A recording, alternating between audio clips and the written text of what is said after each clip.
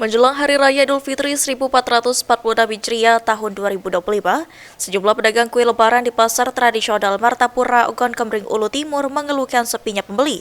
Lapak pedagang kue tampak lengang, ditambah kue dagangan masih banyak menumpuk. Seperti yang dialami salah satu pedagang kue lebaran di pasar tradisional Martapura, Imron mengaku dagangan kue miliknya masih banyak menumpuk pada pertengahan hari, meskipun dirinya telah menggelar lapak dagangannya dari pagi hari. Tidak seperti tahun-tahun belakangan, dagangan kue lebaran miliknya laris terjual, bahkan pada H-1 dagangannya sudah terjual habis.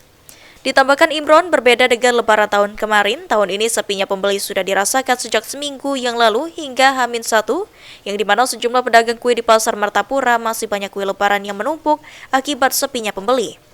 Belum diketahui secara pasti mengapa kue lebaran saat ini sepi pembeli. Dirinya berpendapat kemungkinan banyak yang membeli via online sehingga para pembeli tidak lagi membeli di pasar. Dari seminggu yang lewat masih sepi pembeli di pasar Martapura ini.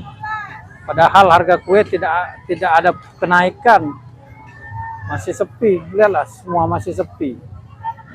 Kue-kue masih banyak, belum ada pembelinya. Kalau tahu sebab ini oleh apa, Pak?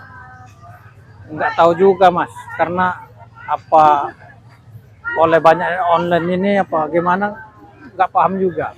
Karena masih banyak semua. Harapan Bapak gimana, Pak, untuk pedagang-pedagang kue ini, Pak?